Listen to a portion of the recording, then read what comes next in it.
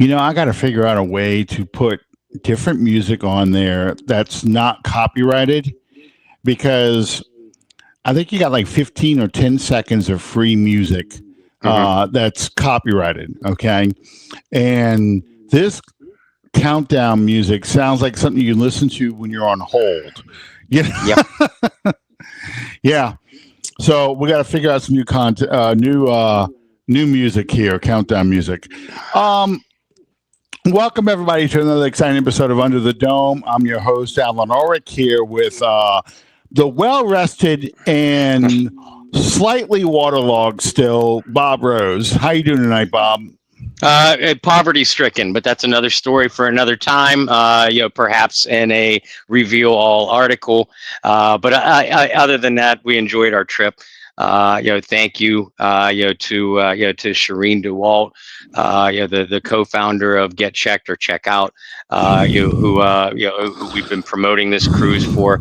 Obviously, all the fans that were on there, and so many of you recognize me, from our work with the Bayou Blitz, and then obviously, Delvin Bro, Mike Lewis, Pierre Thomas, Courtney Roby. Tyrone Hughes. I mean, you guys were awesome. Day in and day out. It was just, it was a blast, and we had a blast. Shouldn't have come home. I'll tell you what. I bet there was like another world out there. And that's a great group to go with too, because they especially Tyrone Hughes, they love to talk. God. They love to tell stories. I mean, we've had Tyrone on this show before. I know he's been a guest on the Bayou Blitz. He can tell some good stories. He really can. Yeah. And Tyrone Hughes, I think I told him that at the time, but I don't remember. But Tyrone Hughes is one of the few players that I nailed in a draft, and I wanted to get him, and we got him. Tyrone Hughes and Jimmy Graham, the only two I can say, those are guys I circled from the beginning. And Tyrone Hughes was really, I had just started getting the draft magazine. Street and Smith used to put out a magazine back then. Pro Football Weekly, Joel Bushbaum put out a magazine back then. And, that was really the beginning of me starting to study the draft, and that was 1993. 1988 was really the first year I actually sat and watched the draft both days because the Saints had just won a playoff game, and now it's okay. How can we get better? We need a running back. We need a running back and can run between the tackles. We need to get stronger on the inside of the offensive line. We need a receiver who can stretch the field. So, I started getting into that kind of stuff. And, by 1993, I started picking guys that I really liked based off stuff. And Tyrone Hughes is from New Orleans. So I'm like, okay, he's a New Orleans guy, Nebraska, pick him. And I was really excited about that. So, and now the draft, since the internet, has become like a cottage industry. Everyone's an expert on the draft. Mel Kiper was the first one really on there, going back to the early days of ESPN's draft coverage. And he still does it. But back then, nobody was doing that stuff. You got Dr. Z, Dr. Paul Zimmerman, but nobody was really covering the draft to the extent the fans wanted to know players. They knew like the guys who were in the national championship game. They knew the Heisman Trophy winners. But when you started getting to the second and third round, people didn't know who these guys were. They just knew local guys. So, and now we've got people. Mike Detilier's old draft report, which I wish he would bring back. Oh, I miss it. Yeah. But Mike Detilier's draft report is just, it's, I couldn't believe the in-depth analysis he went into. When they drafted Onyemata, there was a write-up on Onyemata. When they drafted, what's his name? Akeem Hicks, who was in Canada. He had a write-up on Akeem Hicks. I mean, it was just, I couldn't believe the amount of research he did. Oh, it was incredible, and yeah, I won't lie. I've had to do a lot more of my own work since Mike stopped publishing his draft guides. Because and you know this, I've always done my own film analysis, but during during the weeks leading up to the draft, the more obscure prospects, especially. The ones that I didn't have time to watch a lot of film on, I would just grab Mike's draft guide, and I'd have it real handy. And I mean, he just, like you said, he just did such outstanding work. Still does, but just doesn't do the draft guide anymore. And I miss it. Yeah, I emailed him. 5 years ago now, 6 years ago. Whenever he started on WWL radio. That was his last year, the year before he took that job. And I emailed him about it, and he said, yeah, I just don't have the time anymore. I'm so much in demand. I can't do it anymore. So the draft now, there's very few magazines left. I've got two of them. Your favorite company, Athlon Sports, and of course, the Lindy's Guide. That's really the only two magazines I still see there in publication. Pro Football Weekly went the way of the dodo several years ago. The big question right now, and what I want to talk about this evening, is the Saints' first three rounds, first four draft picks. Starting with number 9. The big news has been last week while you were on the Love Boat, the rumor was the Saints were really interested in Jaxon Dart. They sent a full entourage out there, including Kellen Moore, to go out there and check it out. And from all intents and purposes, they really like Jaxon Dart. Is Jaxon Dart somebody you can see the Saints taking at number 9? I like Jaxon Dart, as a prospect. I really do. And in my opinion, I like Jalen Milroe too. By the way, who I know we'll talk about in a minute. Mm-hmm. I like both those guys. But if I'm making the pick, at 9, I'm not drafting either of them there. I think they're way too high. Yeah. But at the same time, I acknowledge that quarterbacks throughout the NFL for the last several years are grotesquely overdrafted. And there's nothing that we can do about that. But here's the thing that I keep telling people. I'm like, you, Alan, you're not the head coach of the Saints. You're not the offensive coordinator. Neither am I. Kellen Moore is the one running this show. And if Kellen Moore identifies a Jaxon Dart or a Jalen Milroe as the quarterback he wants for his system, he sits there and he says, hey, that's the guy that I want to build my system around, or that would be perfect for my system. And I know the so-called draft experts say, 9's way too high. He'll be there at 40. Can you guarantee me that? If you can't guarantee me that, then I'm going to take him now when I have the pick. Now, having said that, I would be surprised if in round 1, if the Saints stay at 9 and they pick Jaxon Dart or Jalen Milroe, or for that matter, even Shedeur Sanders. I don't think the Saints are going to pick a quarterback at 9. I think a lot of this is smokescreen personally. Mm-hmm. But if they do, it's not because they're going into this draft saying we desperately need a quarterback. If they pick a quarterback, it's because that's the specific guy that Kellen Moore wants. And folks, that's the key to remembering that, as we go into this draft here. Yeah, I'm one of the ones that sit there and say you can't take any of the quarterbacks at 9 outside of Cam Ward, who will not make it past Tennessee. But you can't take any quarterback at 9 simply because they're not the 9th best player in this draft. You need position. You need everything. Okay, mm-hmm. You need to get younger at positions where you have some depth. And you need to get younger and better and cheaper at positions where your players are old.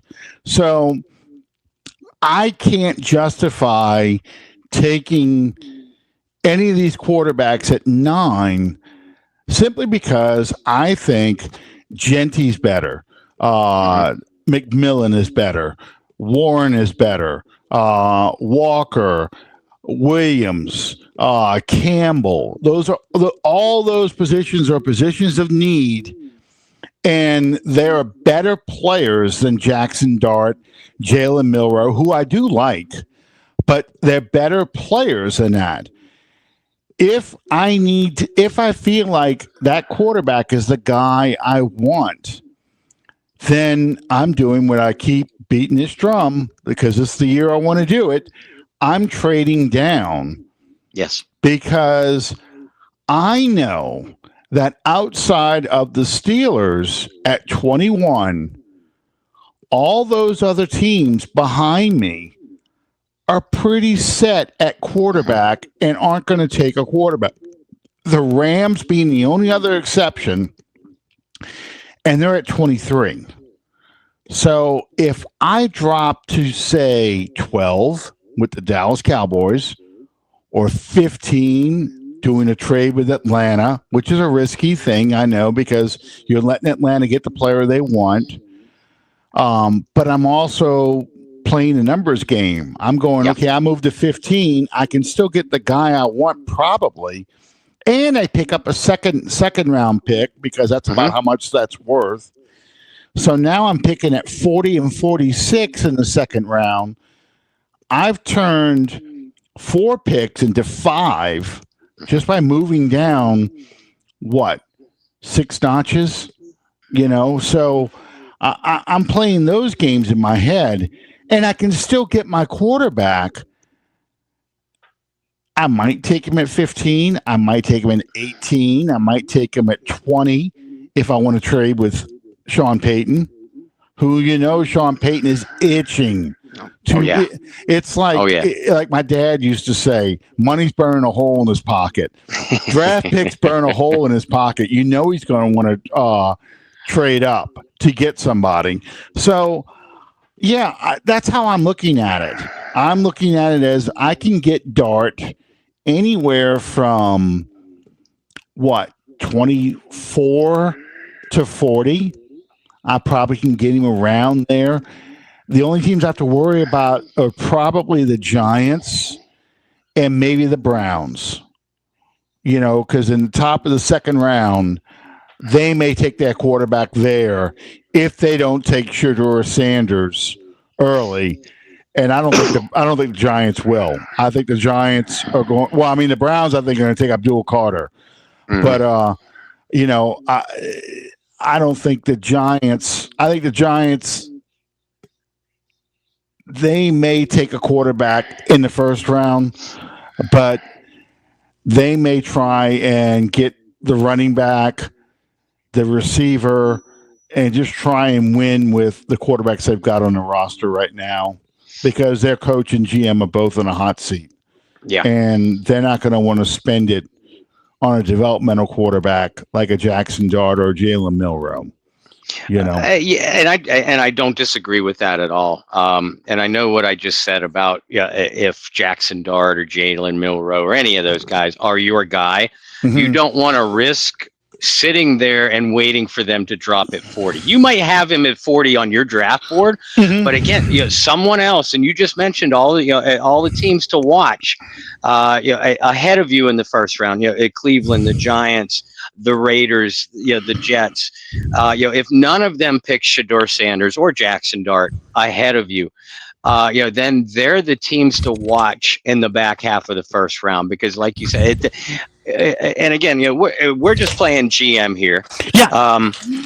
If I'm Mickey Loomis, I do start to play a little bit of Russian roulette at that point. I'm sitting there at 9 and I'm saying, okay, I know my coach wants either one of these quarterbacks, but I can pick up another pick or 2 if I trade back to, you use Dallas as an example, at 12. So I trade back to 12. And then it gets to be around pick 11, and both of those, that the quarterback I want is still on the board. None of the other quarterback needy teams have moved up, so maybe I trade back again. a couple you do it a couple picks at a time rather than boom, I'm trading all the way back to 31 and hoping my guy is there, because again you're playing Russian roulette with a loaded chamber at that point. Absolutely. No, I get that too, and I've done that in mocks where I've traded back 2 and 3 times, and I started loading up on second and third round picks because of that, which that makes me so happy. Oh God, because I've been beating this drum since day one. But what made the 2017 draft so good? What made that draft so good was you had, 6 players in the top 100 of the draft? I've got 4 now. If I can make it 6, that's really going to put a lot of life into this team. Yes. More than just one player. And that's to me, that's the key. It's not, when I say these things online, people act like I'm going, oh, that's just because you don't like Shedeur, or you don't, which I don't, but that's beside the point. But you just don't like Jaxon Darter. You want to keep Carr around. And it's like, no, that's not what this is about. This is about, I want to build a team. This is why I do like Cam Ward, but this is why I was opposed to Cam Ward trading up to get him, because although you are getting a good quarterback, probably a franchise quarterback to build your team around, what are you going to use to build your team now? Because you gave away all your picks. At this point, what you want to do is start filling this team up with this roster with young, cheap players. It cleans your cap. It gets your team younger and better. And you don't worry about 2025. You're talking about 2026 now, where your younger players start having an impact, okay? And your younger players start playing better. And my last point about trading back, if you trade down with the Pittsburgh Steelers, for example, the Steelers don't have a quarterback right now. But if you were to trade with the Steelers to 21, the Steelers, and it's only because they feel like someone's going to grab a quarterback ahead of them. The Steelers don't have a second round pick because they gave that pick away to the Seattle Seahawks. For the receiver, Metcalf. They're going to have to throw a first round pick in there next year to equal the points value of the 9th overall pick. Okay. Me going into 2026 with 2 first rounders, I don't give a damn how the Saints finish in 2025. I got 2 first round picks to play with. In a 2026 draft, I can go get my quarterback. Someone, whoever is at near the top, even if they think they need a quarterback, they're going to be looking at going, I can get 2 first rounders in this draft. I'm not a quarterback away. I'm several players away, and I can start doing these things. So that's the kind of stuff I think about with that. Oh, so, and I feel the same way, and I always put it this way. I'm like, look, if you don't have a franchise quarterback, there are two schools of thought that you need to have.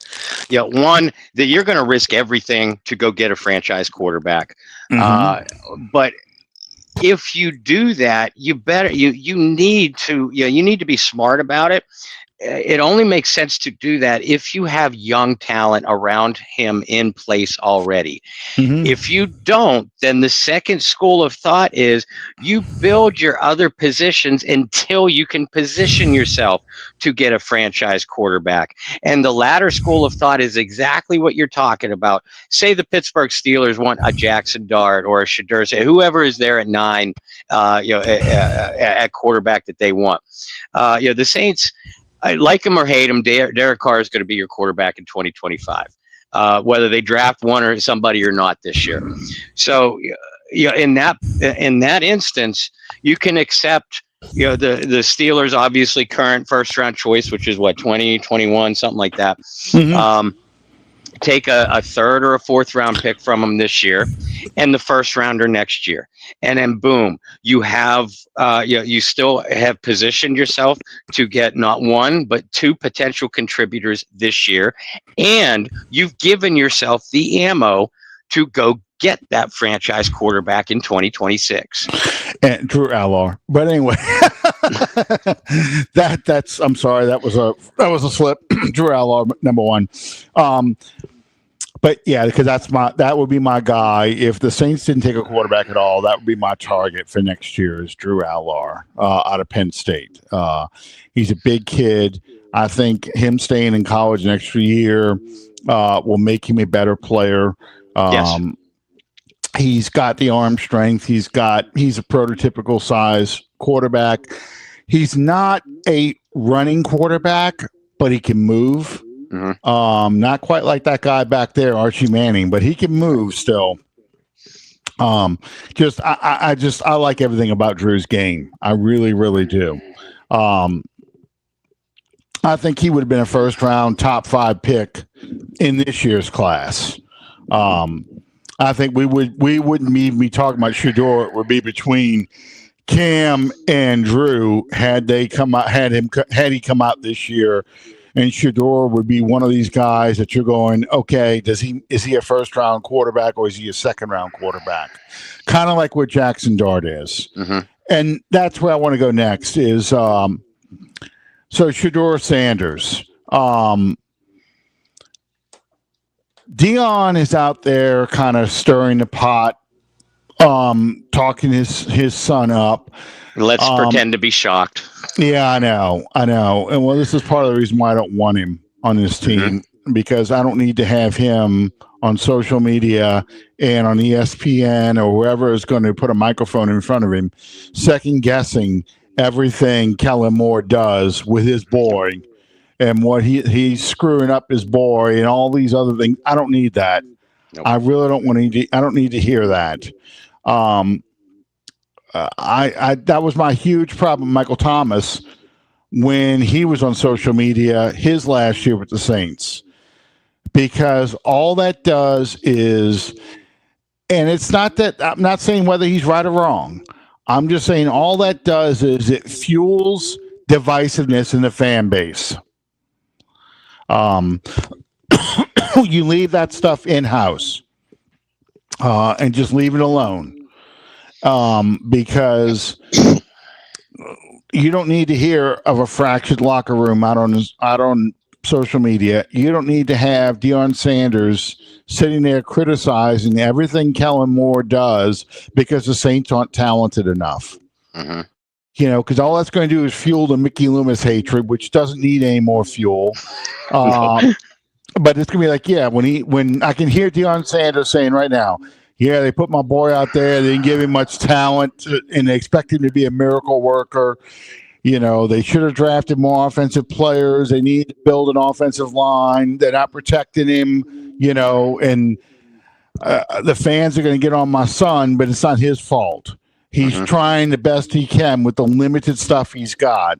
You got to yell at your head coach and your that doesn't know what he's doing, and a general manager who screwed up the cap and couldn't draft well to not put my boy with more talent. Yeah, I can hear all that. Oh yeah. And 17 weeks of that, I'm gonna want to kill people. I mean, it's just I don't need that. I really don't need that. I'll have to buy more. I'm surrounded by idiot shirts for my show appearances. I just can't deal with that. So no. And here's the funny thing about Shedeur. I mean, he does have a cult-like following in the Saints Twitterdom. He is a talented quarterback. He's going to be the equivalent they've put out there for him is Andy Dalton in his prime, which is not if you think about it, it's really not a bad thing because that's 3 Pro Bowls, some 4,000-yard seasons. He took the Bengals to the playoffs, 5 times, 4 times? 4 or 5, yeah. Yeah. I mean, and really the person held Andy Dalton back in his prime, to me, was Marvin Lewis, not Andy Dalton. And I'm talking about in his prime now. They had the Steelers beat in the infamous game that Antonio Brown got his concussion and where everybody thinks the CTE started. Right. But really, the Bengals were winning that game until they just fell apart, totally undisciplined. It wasn't Andy Dalton's fault that they lost that game. And the Bengals went, 20 years, I think it was, 25 years from winning since the last time you won a playoff game. Their last playoff win was like in 89. And then they didn't win another playoff game until Joe Burrow beat Derek Carr and the Raiders. Yeah. So, and that was 2022. So, yeah. So over 30 years, they went without winning a playoff game. So, I mean, to me, that's not a bad comparison to say, he's probably Andy Dalton in his prime, which means he is an average to solid starting quarterback in the NFL. He's not a franchise quarterback. And that's my problem with taking him at 9. Yeah. Is he's not a franchise quarterback. If his last name wasn't Sanders, if it was Schlau or Dart or Milroe, they wouldn't talk him up as much as they did. Nope. But he's Deion's kid. And Colorado was a bad team before Deion Sanders got there. They're now an average team. They're not a great college football team, but they're better than what they were. But he's not a transformational player. He's not somebody who was a Heisman candidate. Hunter was, Travis Hunter, but he wasn't a Heisman candidate like Jaden Daniels from LSU or Joe Burrow from LSU or Bryce Young from Alabama. He wasn't a Heisman candidate or a Heisman winner. He didn't go to the playoffs. He played in a bowl game, but it wasn't a great bowl game. It was a very minor bowl game. It wasn't one of the major bowls. So, and what I mean by major bowls, Capital One Bowl, New Year's Day bowls, typical, not necessarily the playoff bowl games. But, so, I mean, it just means that he is probably a good, solid quarterback who in previous years would be a good, solid game manager. I just don't think that's worth a 9th overall pick. Not when you have as many needs as the Saints have. And I agree with everything you said, except for what I said before about if Kellen Moore says, I can see Shedeur Sanders in my offense, then you pull that trigger. But I mean, and I've watched a lot of Shedeur tape, and I don't mind his game. Here's the thing that I'll say about Shedeur Sanders. It's very obvious that Shedeur Sanders was programmed to be a quarterback from the time he was very small. And you can see that in his game. He has very robotic reads, very robotic movements. It's not that he's technically flawed, with the exception of that elongated release. I hate that release. But other than that, you look at a guy that I see a guy that literally looks like he was programmed, at these camps to be quarterback. And that's not necessarily a bad thing if you are in a boom, boom, boom, get rid of it system. Read, not there, take off or throw it away. Literally every single play. If he has to rely on his instincts, his quarterbacking, he's a good athlete, not great, but he's a good athlete. If he has to rely on his quarterbacking instincts, that's where I see things lacking. He throws a nice ball from a clean pocket and from his platform. If he's forced to move, he takes too long to reset himself before delivering the ball downfield. If his first two progressions aren't there, he panics And a lot of young guys do that. This isn't an out of the ordinary criticism of any younger quarterback. I see it really jump out with Shedeur Sanders. So that's my long way of saying that I agree with you that he isn't a franchise making quarterback. He isn't a Jaden Daniels. He isn't what I think Caleb Williams will be. Reaching back, he isn't a John Elway. He isn't a Joe Burrow. He's not a Peyton Manning. That's not to say that Shedeur won't be a good to very good quarterback. He may very well be, but he's not a plug and play guy. He's a guy that's going to need good young developmental coaching, and the Saints have that in place now.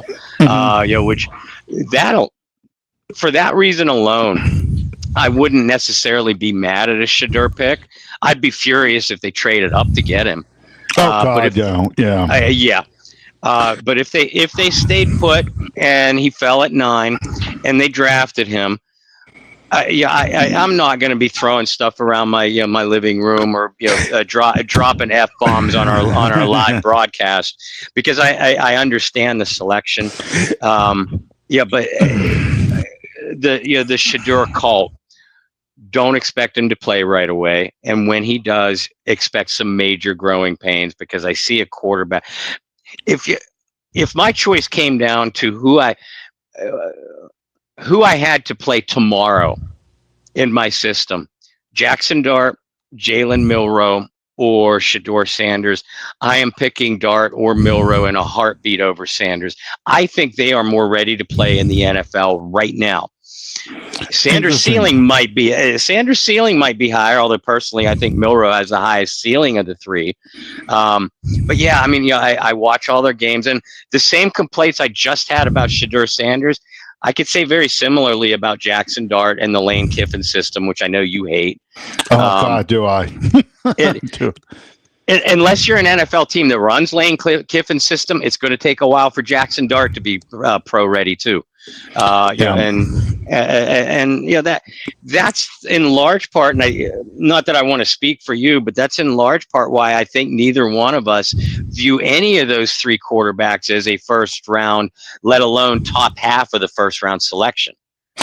Well, and we're going to talk about him in a second, but Jalen Milroe, since you brought him up, that is the one quarterback that I can see the Saints drafting, that there won't be this groundswell immediately of, okay, now it's time to get rid of Carr and you're going to play him, because that's the only way he's going to learn how to play, is to put him in there right now and start him as a rookie and get rid and cut or trade Carr and all the, because that's going to happen. And that's going to be the whole offseason. And preseason be booed every day. Every game, every game at home, he's booed. And then game one, first incompletion, or God forbid, interception, put in, the crowd chanting, put in whoever, put in Dart, put in Sanders. So that's why I don't want those guys in there, because if Milroe's there, they're not going to want to say that.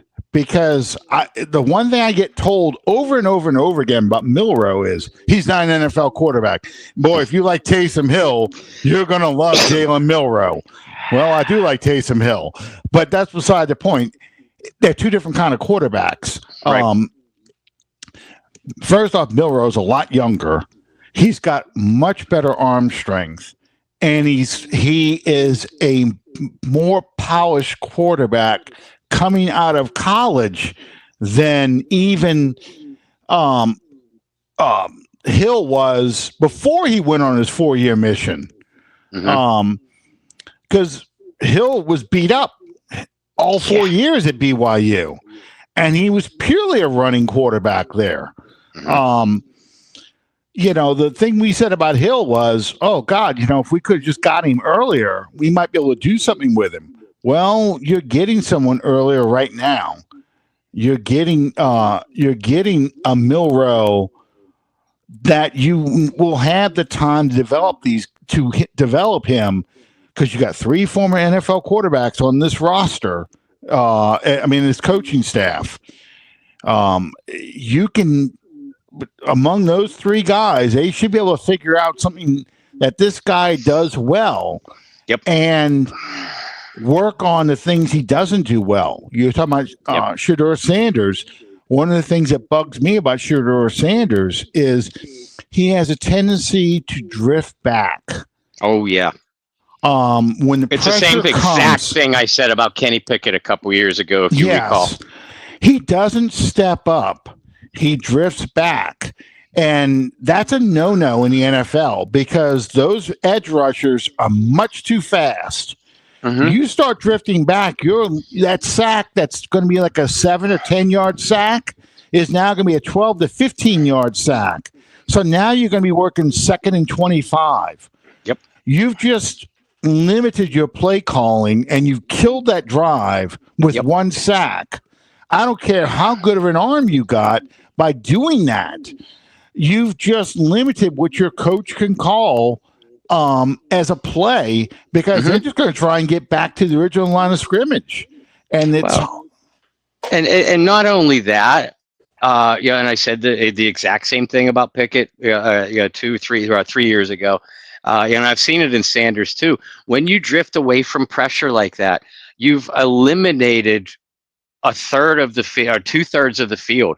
Mm-hmm. You really only have a dump pass at the line of scrimmage, or if you have a tight end trailer, you have that. And that's if you have a good arm, and Shedeur does. Other than that, you have to be Kareem Abdul-Jabbar with the sky hook, to get it back across the field because it's just it's the law of physics, and you can't defy that. You drift away from pressure as a right-handed quarterback, and you drift back to your right. Like we just said, you've eliminated 2/3 of the field as a passer, and you have to be a wonderful athlete to then somehow get around that edge and even get back to the line of scrimmage. And like you said, edge rushers, linebackers, safeties, they are just too fast in the NFL, and that ain't going to happen. And they got to figure out, like they did with, what was it, Rick Meyer. Rick Meyer didn't like to throw to his left. Mm-hmm. So he was purely focused on the right half of the field. Well, defensive coordinators figured that out watching the tape, and they started to overload blitzes to the right side, and he couldn't do anything because he just did not like facing or thinking about going to his left at all. And those are the kind of, those tips, patting the ball. How, what do you do when the pressure comes up the middle? How do you react to that? Those quarterbacks who lack the athletic speed, the explosiveness of a Jaden Daniels or Jalen Milroe, someone like that who lack that speed to just put your foot in the ground and go. And you don't want them to do it too many times, obviously, but how many times did we see last year Washington Daniels just take off and get positive yards or huge, a lot of yards on a big play. And now you've got guys who second guess themselves because they're like, do I drop off in the coverage with the receiver? Do I spy on him and don't let him pick up a cheap 10 yards? I think I got him 3rd and long, but he could run for 10 yards and he makes one guy miss and I can't tackle him. So, and that's why I like Milroe most of all of the 3 quarterbacks we've been talking about, because I think he's a 2nd round talent. He's probably more of a 3rd round because he's developmental, but they're overdrafted. So we're going to say 2nd round talent. But I like his ceiling because you can't coach speeds. You can't coach physical size. And I'm talking about height. I'm just his thick body. He's got a good, solid body for a quarterback. He's really kind of built like a linebacker as far as the size of his chest and things. So he's a quarterback who can take some punishment. I don't want him running all the time, but he can run, and he can outrun a lot of linebackers if he gets the edge. So I like the ceiling if I can get him to read defenses better and to throw the underneath stuff with far more touch instead of rocket arm all the time. The rocket ball stuff he's got to stop that. But he's he's not ready to play yet. So you can sit him for a year at least and see where you are a year from now. And hopefully that you've built enough stuff around him in the draft that he's not looked at as the savior, as the guy who's got to carry this offense. He can turn around and hand off to Anton Jenting. not that I'm saying we're going to get him in the first round, but that's a pretty good option you've got as a quarterback. Run an RPO with Anton Jenting. That's a damn good option. So, yep. So that takes us to I know, Anna, I know just what we need, another project. But if you feel the need to take a quarterback now, it's a weak quarterback class. So I'm looking at three guys who I view as projects. One is more ready to play than the other two, but the third guy has got a higher upside based on his talent than the other two. I think Dart's the least talented and the smallest upside of the three, honestly. I think Dart's just a quarterback. He's going to be he is like what we were saying about Shedeur Sanders. I think his ceiling is lower. Dart's ceiling I'm talking about is lower. I think he is what you used to refer to as a game manager. A guy who can win games for you, but he needs to have a great running game. He needs to have good receivers who can do yards after the catch, where he's a facilitator and he kind of orchestrates the offense, but he's not the centerpiece of the offense. So we've talked about the quarterbacks. Who would you like to see the Saints take at 9? Player or position? Either one. Okay. If you're talking player, I still want Tyler Warren. I think he does. Yeah. Tyler Warren or Tet McMillan, the receiver from Arizona. I think both of those guys absolutely transform an offense. Mm-hmm. And it gives this Saints offense something that it hasn't had. McMillan gives them something they haven't had since Mike Thomas. Mike Thomas's foot fell off. And Warren is a combination of Jimmy Graham and Taysom Hill. He doesn't quite have Taysom's versatility, but he's a better receiver and tight end than Taysom Hill will ever be. Mm-hmm. And he isn't quite Jimmy Graham as a receiver, but he has that kind of upside. I think either one of those guys transform your offense. But position-wise, I still think defense. This abysmal defense, 31st ranked, 30th, 31st in the NFL last year. They've done very little to improve themselves in free agency, and we knew that they wouldn't because they couldn't. Yeah. Whether it's I'm hearing more rumblings about cornerback lately, which I wouldn't be mad at if it's Will Johnson or Barron, the cornerback from Texas, who remember was coached by Terry Joseph at Texas. So there's a connection there, but I still think edge rusher because I think, and I think this way, like Mike Detillier always says, you either got to have the quarterback or you need the guy that puts the quarterback on the ground. They don't have the guy that puts the quarterback on the ground. Don't tell me Chase Young. Don't tell me Carl Granderson. And don't tell me today's Cam Jordan. 4 years ago, Cam Jordan, absolutely. But he's not that guy anymore. Therefore, they don't have that. They have complementary pass rushers that if they get the guy that keeps quarterbacks and offensive coordinators up at night, you're going to see sack totals for Granderson, Chase, and even Jordan go up. But they don't have that guy. So I don't think Abdul Carter is going to be there. In fact, I'm willing to bet heavy money that he wouldn't be. Oh, no. Do you take a Mykel Williams, who I had going to the Saints in my mock draft, or maybe a James Pierce from Tennessee? I think those are the two logical selections for the type of system that we think that we're pretty sure Brandon Staley is going to run. But I mean, and I know it sounds cliche when I say you got to take the best player on the board, but the Saints are in that position where they just have so many needs everywhere that you can't go wrong with the best player on the board. If the best player is Tyler Warren, he's going to immediately improve your offense. Same with Tet McMillan.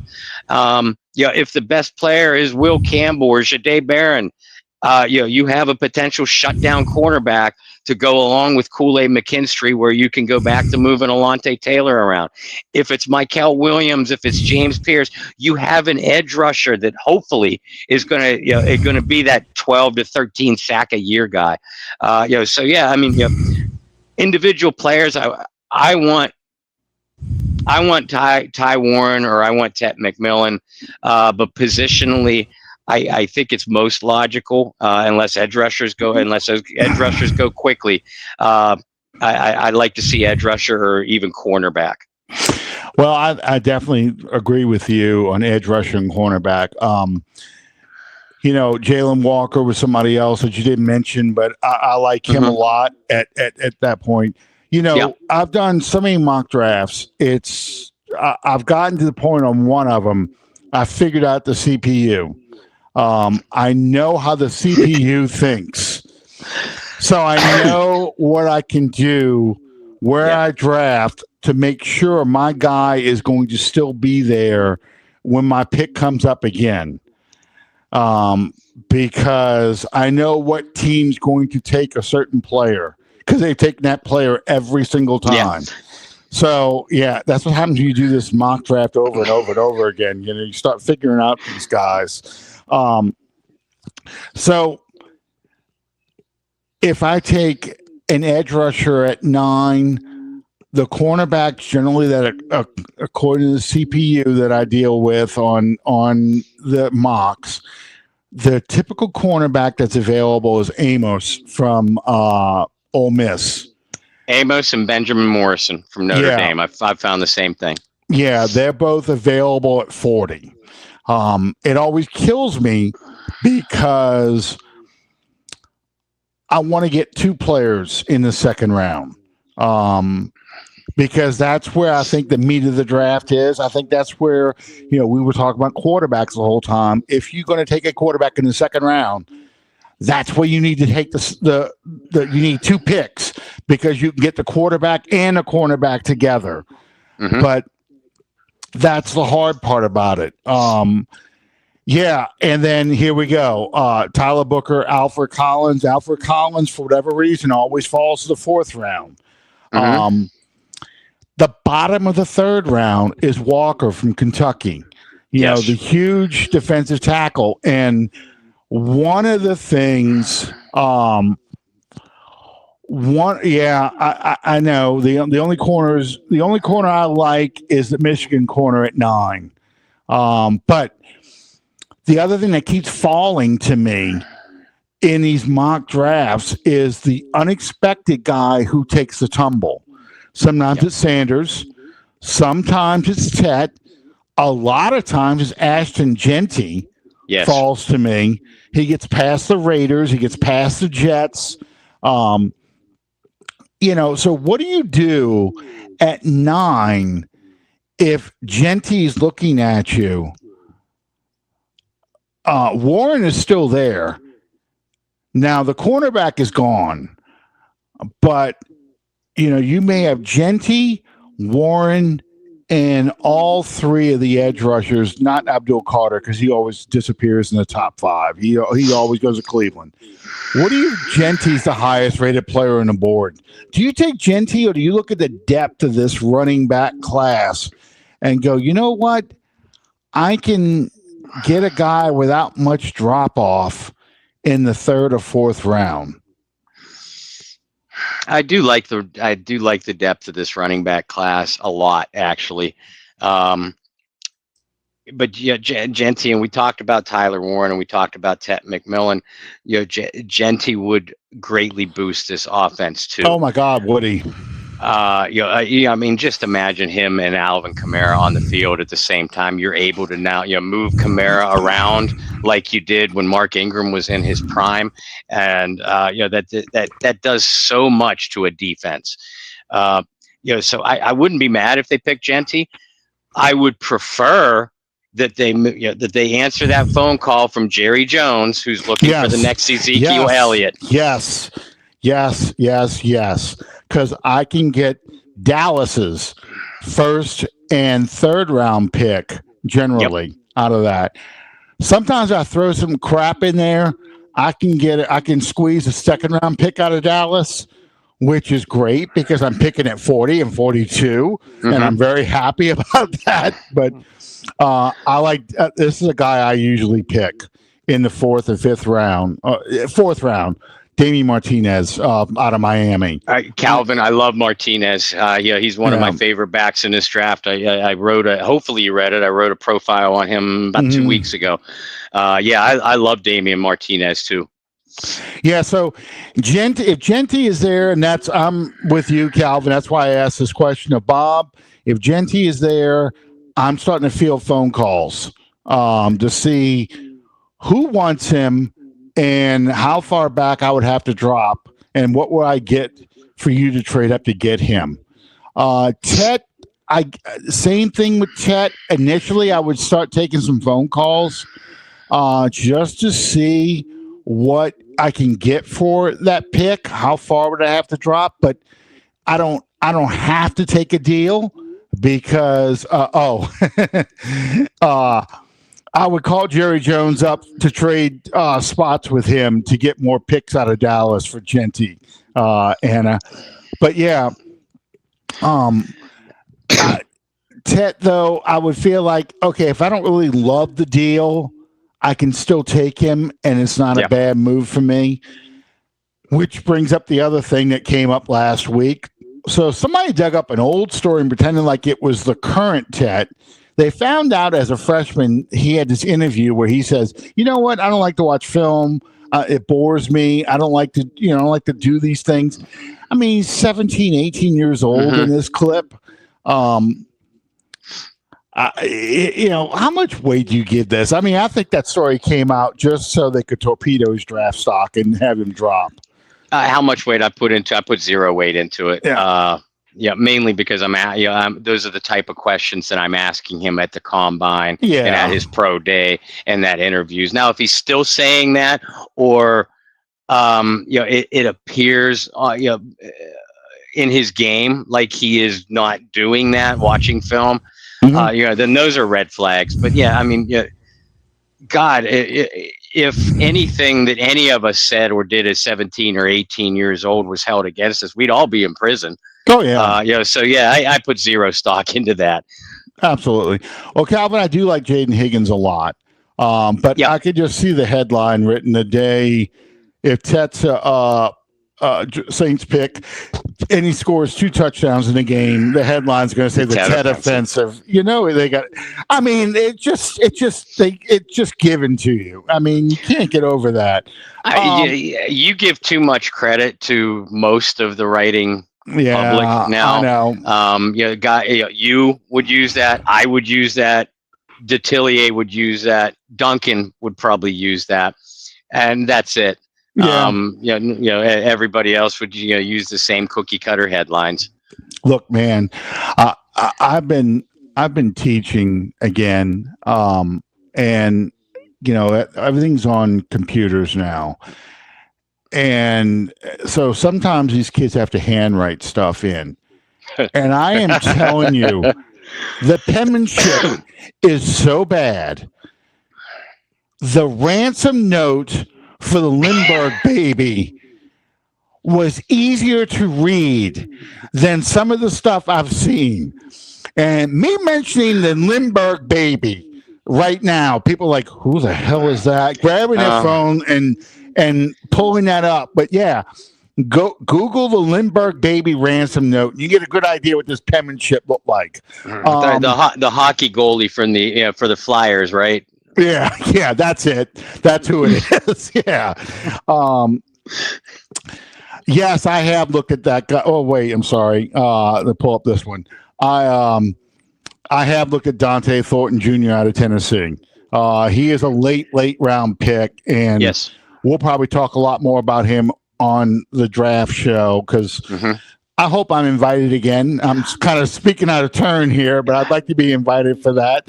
I always say that I hate to put you on the spot, yet every single year I put you on the spot by asking you on your show if you'll come on mine. So you saved me the trouble this year. Absolutely. I'm hoping that you'll be on with us. You are welcome on all 3 days, every single minute. So we'll leave the feed open. Absolutely. No, so yeah, I have looked at him, and he is somebody that I've looked at late in the draft. He's got a lot of question marks, but he's a good day 3 pick. There's a few players out there like that. But okay, so I agree with you. Going back to what we were talking about before, I agree with you on all the positions with 9. I'm very pro Tyler Warren. I expect Tyler Warren to be the guy, but I'm anxiously looking at trading down, so opportunities to acquire more draft picks. And I've got in the back of my head, cornerback and edge rusher. Those are the 2 biggest needs. We don't have a starting cornerback right now opposite Kool-Aid McKinstry. We can put Alontae Taylor out there, but do you really want to? He seemed to be doing a lot better in the slot than he did on the outside. So Trey Amos in the second round is my target at 40, but I also want 2 picks, so I'm not taking a quarterback and screwing myself out of getting a possible starting cornerback out of that deal. So that takes us to 40 now. Assuming Warren went at 9 and they have 1 pick at 40, they don't have 2 second-round picks. What position are you targeting then? Are you still targeting cornerback? Or are you looking at edge? Or what are you thinking? Edge rusher, I like the depth of edge rusher in this class. I really do. But it's an odd, at least in my opinion, it's an odd class. You have Abdul Carter right at the top, and then you have the guys that I think are 10 to 15 range. Williams. I guess you could put Walker in there. I consider Walker more of an off-ball linebacker or a hybrid. But I'd put him in there. And James Pierce, the Mike Green, the Marshall guy. I don't understand Saints fans saying they need to draft Mike Green. They need an edge rusher. Yeah, I agree with that. They need to draft Mike Green at from Marshall at 9. Really? So you don't have Peyton Turner or Marcus Davenport PTSD? I like Mike Green, don't get me wrong. But that's really my way of saying, that Mike Green, Princely, I'm going to call him the Humanian Devil. I love him from Mississippi. I like him a lot too. Donovan from Boston College. They're all guys that if they're on the board at 40 and I don't get my edge rusher in the first round, I'm okay with taking. But there are some guys, some decent edge rushers that at least according to my view, that you could grab in round 3 or early in round 4, early in day 3. If you don't get that cornerback in the first round and you have an Amos or a Benjamin, you have an Amos or a Benjamin on the board, Benjamin Morrison. I think you go cornerback at 40. Yeah, I feel that way too, because to me, and you kind of set it up well, there are some edge rushers that you could get in the 3rd round that are good, not great, because they've got a couple flaws, but a good that you can use in the 3rd round. And this is, again, why I want to trade back, because I want those 2 second-round picks, because there's so much talent.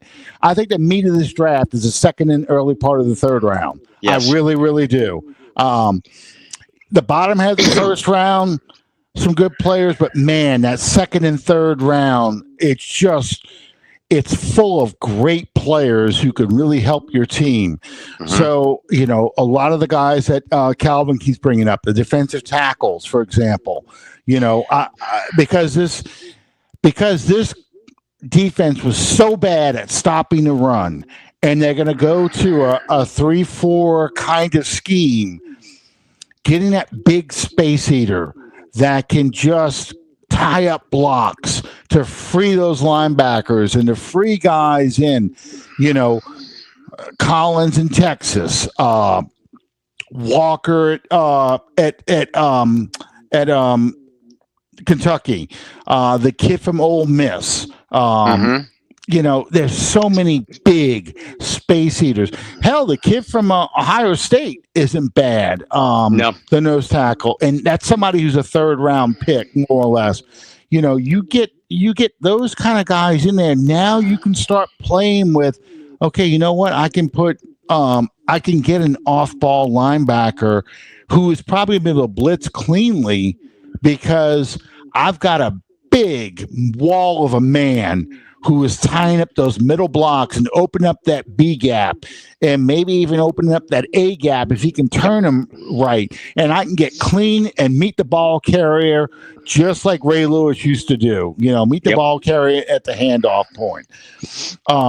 Those are the kind of guys that I like a lot. So there's so much of me that wants to rebuild this defense with the first 4 picks, defensive tackle, edge rusher, cornerback, and then I'm looking at receiver and running back, and Calvin mentioned Higgins from Iowa State, 6'4". Oh, I love Higgins. Higgins and Dumas Johnson from Kentucky are the 2 guys that I have my eye on as an off-ball linebacker. I don't mind Chris Paul from Mississippi either, but those are early day 3 guys. Or guys that are still on the board as the 3rd round is winding down. You're looking at them and you're like, if I can't get them with the 1st or 2nd pick of day 3, I'm worried that they're not going to be there. So I pull off a trade,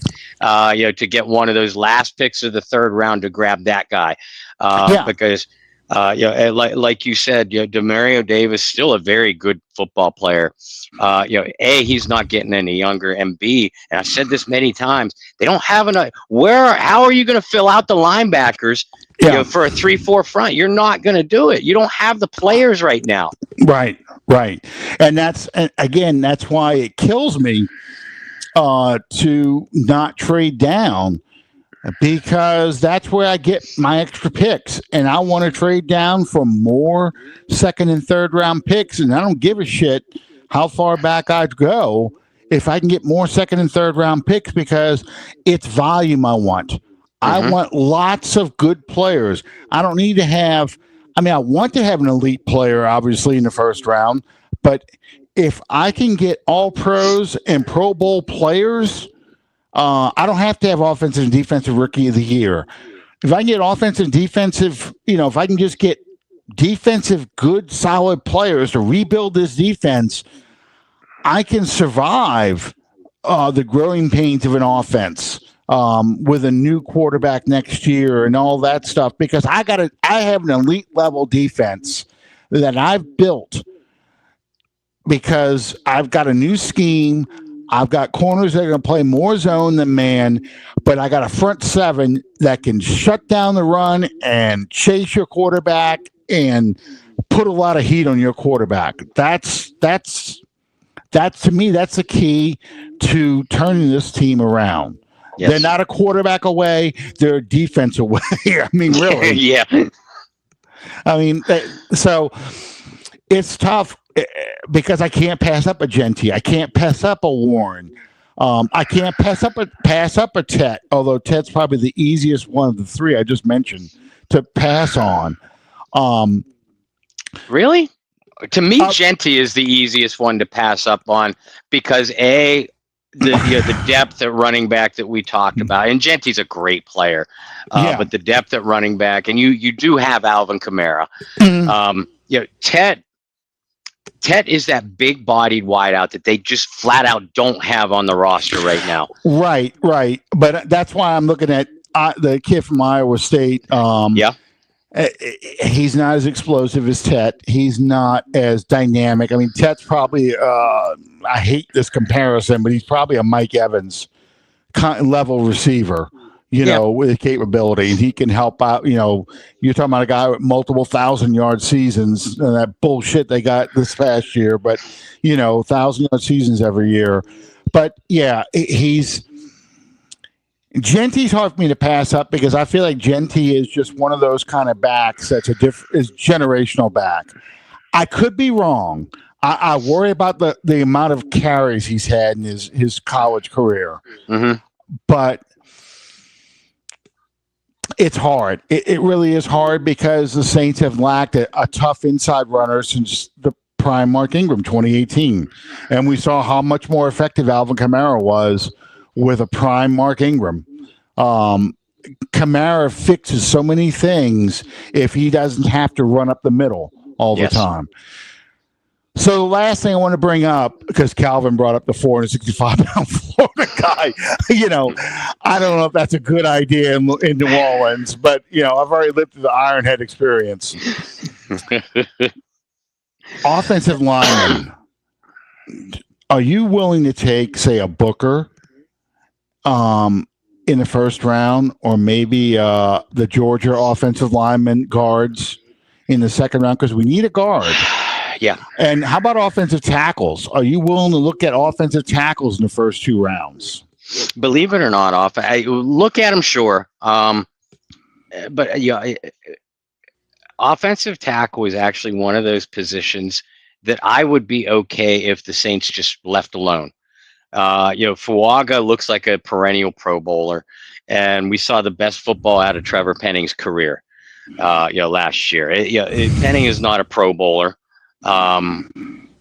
But he's serviceable, and I know the Saints are about to have to make a decision on both him and Olave, their fifth year options. I don't expect them. I wouldn't be surprised if they didn't pick up Olave's option, and I would be surprised if they did pick up Penning's option. That's not to say that they can't re-sign him during the season, like they did with Cesar Ruiz, like they did with Eric McCoy. That's kind of the way the Saints do business. And I say that because of this. A lot of people are saying, well, they could lose Trevor Penning as a free agent after this year, which means you have your set of tackles right now. Knock on wood, if they stay healthy and don't regress. So you have your set of tackle. We're talking about improving this team right now. And I don't think drafting a tackle does that. And I know the Madden basement players are saying, "Oh, you just moved Penning to guard and you draft this guy." Right, back at right tackle. Yeah, right. I do want to see them address offensive line. And Booker from Alabama is the top tackle on the board. Unless you think Membu. The Missouri tackle, unless you eye him up for guard. But just kind of like we talked about with quarterback, I wouldn't do it at 9 because there's we just listed a bunch of players that other teams would want to move up for, even if the Saints don't want them. You can move back to the middle or even the 20s of the first round. And not get the Missouri kid, but I think you stand a pretty good bet of getting Booker. The more accurate solution for guard to me would be, look at who's available at 40. Donovan Jaxon from Ohio State. The 2 Georgia guards, Ratledge and Fairchild. I like Ratledge a little bit better, but they're both potential day 1 starters. And Wyatt Millam. The guard from West Virginia. He's lost some steam. He's fell in the draft stock because he didn't perform real well at the combine. But I don't pay attention to the underwear Olympics. The kid can play. So I think yet another reason why you have said all night and why I want to too. You pick up 2 second-round picks. You address offense and defense with that. You get your starting guard. You get your cornerback, your edge rusher, whatever you didn't get in the first round. I wouldn't be mad at a Booker selection in the first round. But if that's what they're gunning for, I really hope they trade back to do it. Yeah, exactly. So guys I'm looking at right now, And this is more the third round. I mean, obviously, if you can get Kelvin Banks by trading back, and you have say you're picking 21st, you take a Kelvin Banks in the first round, you really aren't going wrong with that. Right. Booker would be gone, but that's somebody to look at. More likely, you're looking at third round, fourth round. So Charles Grant, there's a familiar name, but Charles Grant from William and Mary College, Anthony Belton. Those are guys that are probably available at the back end of the third round and the fourth round. Mainly at right tackle. And this is your contingent plan if you don't plan on picking up Penning's fifth-year option. I'm not as concerned about tackle this year as I will be next year. Right. I think I want to see if Penning can turn it around.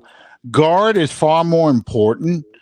And of course, I love the Georgia guards. I'd love to get either one of the Georgia guards. But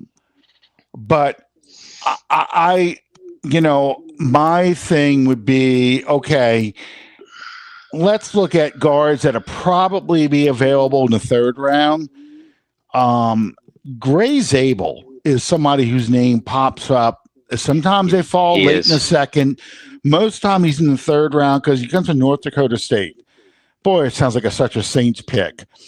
He's also played all 5 offensive line positions during his career. So again, that sounds like a Sean Payton pick. That's a Saints kind of pick, yeah.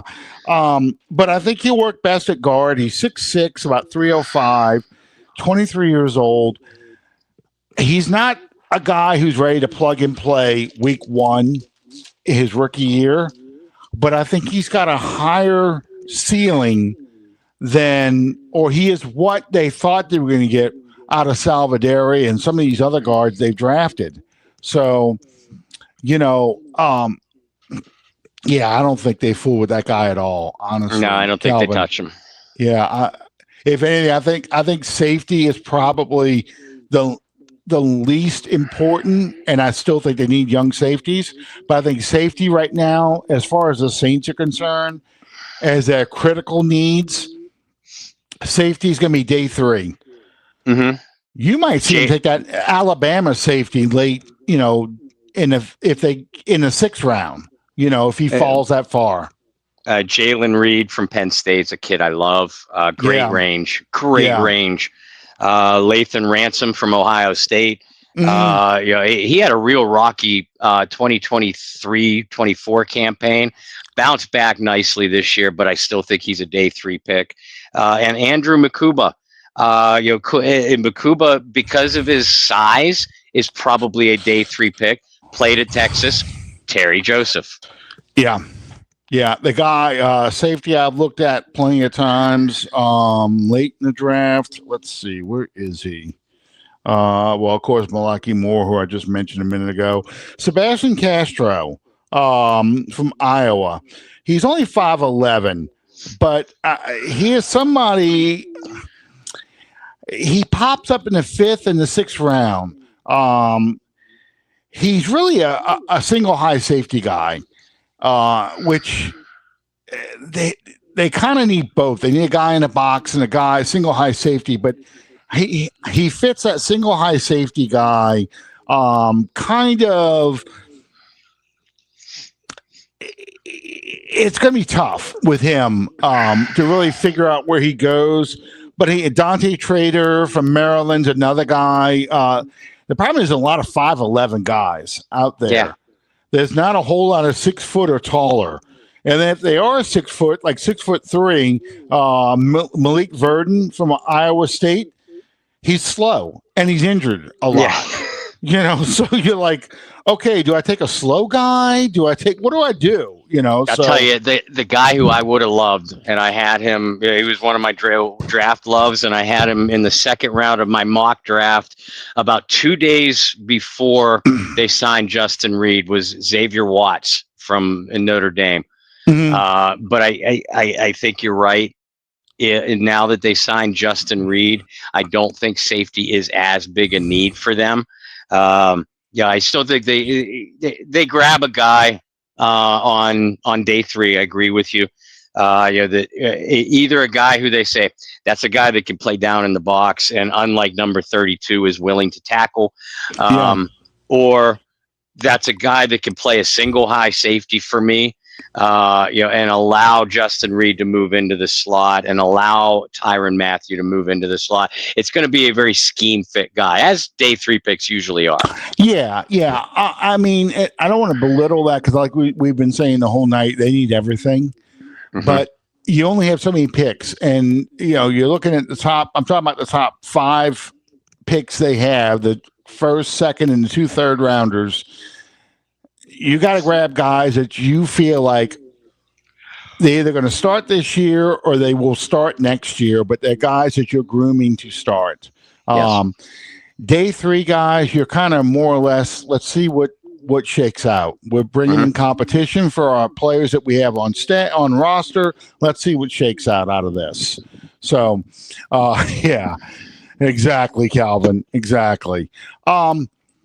So, last question of the night, Bayou Blitz. Is it tomorrow night or is it Thursday night? As far as I know, we're going tomorrow night. I didn't get stranded in any cities. My about to be new work schedule hasn't really kicked in yet, and I haven't heard from Brendan. So usually the weeks I don't hear from Brendan, we go on Wednesday night. So yeah, we plan on doing it. Good deal, and I'm sure it's going to be more draft talk. Oh yeah. The last, I meant to bring this up at the very beginning of the show, and it just slipped my mind entirely. Terron Armstead announced his retirement. Where would you rank him among Saints' all-time great offensive linemen? Third. Third, definitely top 5. Third or fourth. I don't think I'll get any argument from anybody when I say Willie Roaf's number 1. Jari Evans is my number 2, and that's where. Do you take Armstead? Do you take Ramczyk?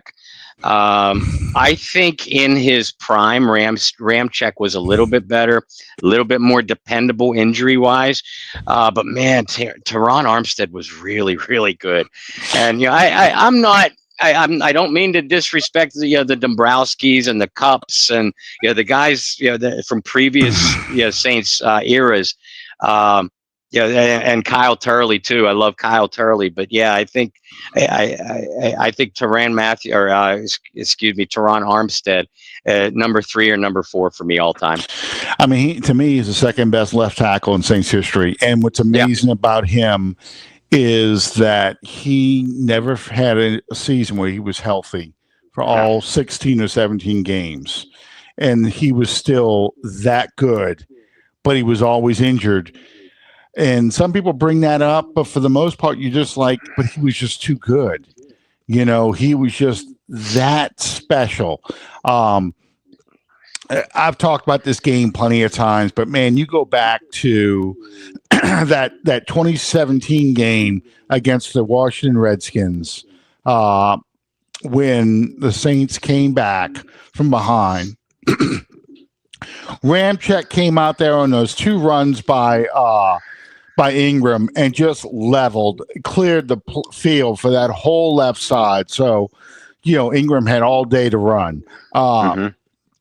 Just an incredible player. I understand the decision they made not to re-sign him, and he only lasted 3 years at Miami. Again, he was injured a lot of times at Miami, but he was still a great player. It's tough because he won't make he will never make the Saints all-time team because Willie Roaf's in his way. Right. But he would be the all-time second team. If you built a second offensive line, he would be all-time on that line. He just can't get over Mr. Roaf. Anyway, tomorrow night, Bayou Blitz, that should be the schedule. Next week, we will talk more draft. We'll try and get into, because we're only about 2 weeks away from the draft, huh? Yeah. Next week, and then the draft is the following week, the 24th. So next week we'll go into day 3 picks, guys that, are low, players that we could say, hey, this is somebody we should look for late in the draft that might be kind of a surprise, that they've got some problems, but if things work out right, this could be a good steal. And we'll talk about some local products. And then, of course, that Thursday, the 24th, we'll go into, we have 2 shows. So the 22nd, that's my anniversary night. So we might not be going 22nd. Yeah. It's 30 years I've been married to my wife. So I got to get some. Yeah, and I want you to make it to 31. That's right. I love you. I love Deb. So, maybe we skip that night. Yeah, I know it's not fair. It's the draft week, but we're going to be on you're going to be on 72 hours. Yes. Practically. It feels like it on draft, for the draft, and I'll be chiming in on Saints picks for sure on day 1. I don't know. I'll try day 2 as well. That shouldn't be a problem. Saturday, the 26th, that's going to be hard. So I'll chime in where I can. So, all right, guys. Thank you all for being on, sticking with us, trying to do 2 shows in one night on for almost an hour and a half. Thank you, Bob, for staying up all night. And we'll see you next time on Under the Dome. Good night, everybody. Good night.